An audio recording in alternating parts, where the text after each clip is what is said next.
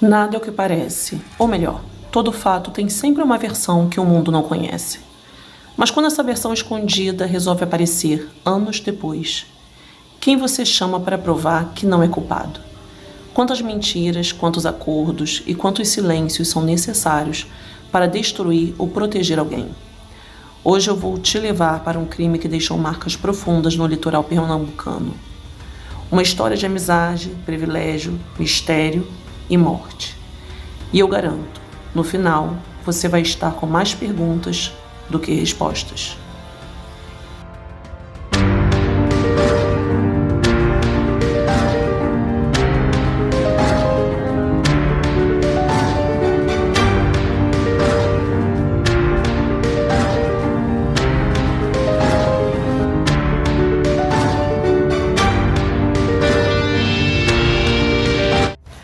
Fala, meus curiosos de plantão. Hoje a gente vai falar de um caso que tem tudo: praia paradisíaca, amizade adolescente, privilégio e um passeio de lancha.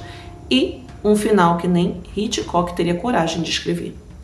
É o famoso caso Serrambi, que começou como um fim de semana na praia e terminou com 2 corpos no canavial. E olha, se você acha que a maré leva coisas embora, espera para ver o que a maré deste caso levou. Provas, suspeitos e até a lógica. Então já se inscreve aqui no canal, porque aqui a gente não promete finais felizes, no máximo, finais resolvidos. Nesse caso, nem isso. Mas, pelo menos, você vai rir de nervoso enquanto descobre o que aconteceu. Recife, Pernambuco. As protagonistas dessa tragédia eram 2 adolescentes, de apenas 16 anos. Maria Eduarda Dourado, conhecida como Mana, e Tarsila Gusmão, filhas de famílias de classe média alta, cercadas de conforto, viagens, festas e aquela sensação de que o mundo era seguro demais para algo dar errado. Mana era a típica garota sensível, segundo a coordenadora da escola. Ela costumava chorar fácil, se emocionava com tudo. Gostava de passar horas no shopping Center Recife e foi ali que conheceu a Tarsila. Tarsila, por outro lado, era mais expansiva, fez balé clássico na infância. Os pais eram separados e ela adorava as matinês da boate Fashion Club, em Boa Viagem. Era comunicativa, divertida e muito simpática. A amizade nasceu naturalmente e logo se tornou inseparável. As 2 moravam em casas com padrões de conforto e localização muito satisfatórios, viajavam bastante, compravam muitas coisas, iam para festas e todas aquelas coisas que garotas com uma vida financeiramente privilegiada têm a possibilidade de fazer. E ambas tinham uma boa relação com os pais, nada daquele drama de filme adolescente, sabe? Mas elas sempre avisavam onde estavam, com quem estavam, e os pais confiavam nelas. E sim, eram bem independentes para a idade, até que chegou o feriado prolongado do dia 1º de maio, caindo no meio da semana, perfeito para emendar uns dias de lazer. Então na sexta-feira estava marcado um show que as 2 queriam muito ver, e foi nesse evento que elas encontraram o Thiago, que era um jovem da mesma faixa etária que elas, também de família abastada, conhecido das meninas, mas não tão próximo assim.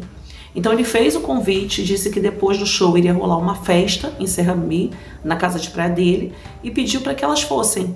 Convite aceito, elas avisaram aos pais e seguiram para o litoral. Ao chegarem na casa de praia, já havia movimento. Era uma festa planejada, não algo improvisado.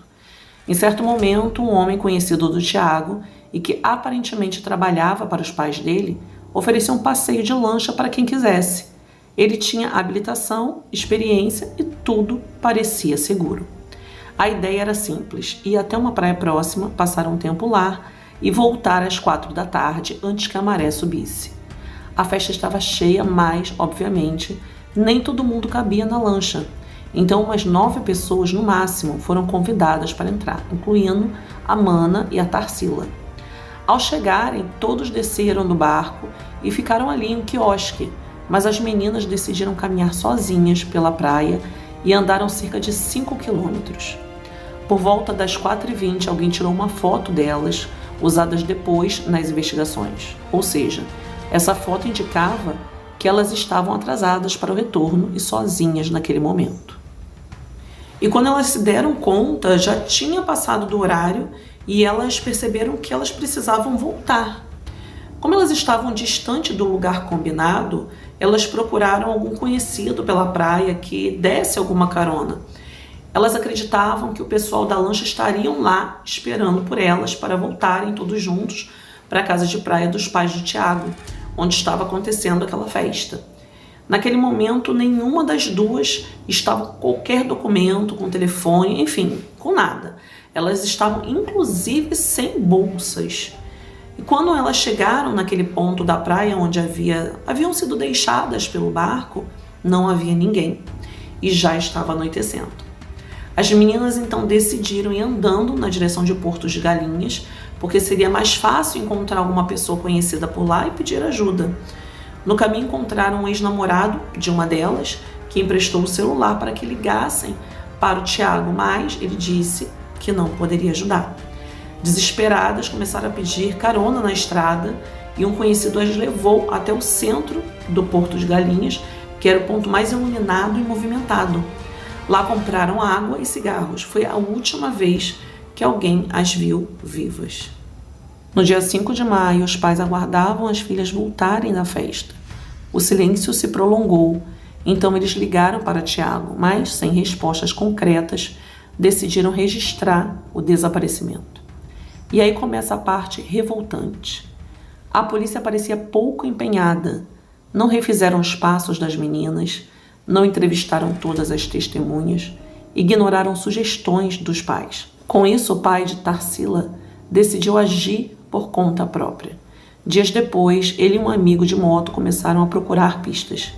Num determinado momento, eles chegaram próximo ao canavial e se dividiram, um para cada lado, para tentar encontrar alguma coisa.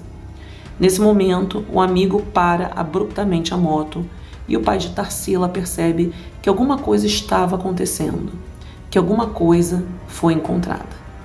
E para a tristeza dos dois, o amigo estava parado na frente de dois corpos, os corpos de Maria Eduarda e Tarsila. Era dia 13 de maio, 8 dias depois do desaparecimento das meninas. E as meninas foram encontradas em um estágio avançado de decomposição, sem unhas, sem cabelo, sem cheiro, alguns ossos faltando. O reconhecimento foi possível por uma pulseira que a Tarsila usava, que foi presente do pai. O pai então decide chamar a polícia, até porque ele não poderia encostar nos corpos para não alterar qualquer evidência que poderia ser encontrada ali. Mas no mesmo momento em que ele liga para a polícia, a notícia já começou a se espalhar pela cidade e de repente começaram a surgir pessoas na cena do crime do nada. E assim aquele bando de gente ali só estava contribuindo para poluir a cena do crime, alterando a cena. Então assim que a polícia chegou, os corpos foram retirados de lá e levados para o IML e, na opinião dos médicos legistas, era tudo muito estranho porque os corpos pareciam já estar em decomposição mesmo num curto período de tempo. O fato de não conseguirem perceber nenhum cheiro nos corpos também era um indício de que alguma coisa ali estava errada. Eles notaram também que alguns ossos estavam faltando. Como assim? Aonde estariam os ossos perdidos? Os médicos imaginaram que quem cometeu o crime usou alguma substância química para evitar que o cheiro da decomposição se dissipasse e de alguma forma acelerar esse processo sem deixar muitas marcas, seja sêmen, sangue, impressões digitais, enfim. Foi também notado que uma das meninas havia sido atingida por 2 balas. As investigações iniciaram e uma testemunha disse ter visto as meninas entrando numa Kombi branca. O veículo pertencia aos irmãos Valfrido e Marcelo Lima, que faziam transportes alternativos. A Kombi tinha sido emprestada a terceiros no dia, mas isso não impediu que fosse realizada uma perícia no automóvel. Mas as coisas que foram encontradas, como por exemplo, fios de cabelo, papel de bombom, lâmina de barbear, entre outros objetos, não foi conclusivo, pois poderiam ser de qualquer pessoa. Ainda mais sendo um lugar que transporta várias pessoas por dia. Mesmo assim, os irmãos foram presos, mas o promotor de Ipojuca, Miguel Salles, achou insuficientes as provas contra os dois e os libertou após 60 dias. As famílias das vítimas dividiram-se em relação ao trabalho da Polícia Civil. Enquanto José Vieira, o pai de Tarsila, acreditava que os motoristas da Kombi eram culpados, a família Dourado não tinha a mesma convicção. Foi então que o Ministério Público solicitou novas investigações para poder oferecer denúncia contra Marcelo e o Valfrido Lira. Então foi pedido a exumação dos corpos das meninas e também a abertura de um inquérito paralelo para investigar a tal festa que houve lá na casa de Serrambi. Foi aí que, no meio desse processo de exumação dos corpos das meninas, o exame de DNA veio à tona e deixou a todos perplexos. Esse exame alegou que Tarsila não seria filha biológica de José Vieira e Alza Gusmão. Revolta total. Por causa disso, José e a Alza tiveram a sua casa vistoriada pela Polícia Civil e chegaram a ser detidos por posse ilegal de armas. As armas eram de caça e haviam sido deixadas como herança pelo pai de José. José não se conformava com o resultado daquele exame de DNA e pagou do próprio bolso um novo exame que confirmou a paternidade, e eles processaram as autoridades por danos morais. E mesmo com todas as discordâncias em relação às suspeitas de Marcelo e Valfrido serem autores do crime, a Polícia Civil continuava afirmando que a culpa do assassinato era dos motoristas, mas o Ministério Público não oferecia nenhuma denúncia. Por conta disso, em 2004, a Polícia Federal entrou na investigação. As investigações da Polícia Federal correram sob sigilo de justiça e foram comandadas pelo delegado Cláudio Juventino, originário da Polícia Federal do Ceará. Na época, nada do que foi apurado foi divulgado publicamente. Mas, dia 13 de junho de 2005, Marcelo e Valfrido Lira foram chamados mais uma vez para prestar depoimento ao delegado Cláudio Juventino. Depois do depoimento, o defensor público José Francisco Nunes, que acompanhava os irmãos, anunciou que a Polícia Federal iria indiciar os motoristas de Kombi, assim como já havia feito a Polícia Civil. O indiciamento foi confirmado 3 dias depois em entrevista coletiva à imprensa. E tempos depois veio à tona o assassinato de Iraquitânia Maria da Silva, que ocorreu em 14 de maio de 2000. Alguns anos antes do crime de Maria Eduarda e Tarsila. Iraquitânia era uma menina pobre, ela tinha 21 anos de idade na época e foi encontrada morta no mesmo canavial que as meninas. Mas o que conectaria esse crime de 2000 com o crime cometido contra as meninas? Simples. O principal acusado foi o marido de Iraquitânia, Roberto Lira, que era exatamente um dos motoristas da Kombi. Gente, que isso! Não, e assim, aquilo fez com que todos acreditassem que eles seriam realmente os autores do crime. Porque vamos combinar que tudo isso era muita coincidência, né? Então foi assim que em 2008 os 2 motoristas foram presos e acabaram sendo julgados em setembro de 2010. Mas eles foram a júri popular e, por fim, inocentados. Mas e a festa de Tiago? E o Tiago? E os pais de Tiago? Bem, temos que lembrar que Tiago pertence a uma família muito rica e de renome na região. E o fato de não terem sido envolvidos parecia que ele estava sendo protegido de alguma forma nessa investigação. Tiago não teve seu carro periciado, nem a sua lancha. Ninguém investigou as pessoas que estavam com ele. O que elas faziam, nada disso. Suspeito? Sim. E algo veio à tona após as investigações. Uma vizinha de Tiago teria ligado para a polícia na noite do dia 4, noite do crime, dizendo que ouviu 2 meninas gritarem e ouviu 2 disparos. O que isso faz a gente imaginar? Que provavelmente as meninas conseguiram voltar para Serrambi e por algum motivo foram assassinadas lá e levadas para o canavial, onde foram encontradas. E essa mulher que denunciou nunca foi ouvida e ninguém sabe o porquê. Gente, e aí? O que você acha? Isso foi um crime mal investigado? Um encobrimento descarado ou só incompetência pura e simples? Porque, sinceramente, depois de ouvir tudo isso, é fácil acreditar que a verdade foi mesmo enterrada junto com as meninas. Ou melhor, talvez nem tenha sido enterrada, só guardada num lugar onde ninguém quer procurar. É revoltante pensar que 2 garotas saíram de casa para se divertir e voltaram apenas com nomes e um processo cheio de furos. Não.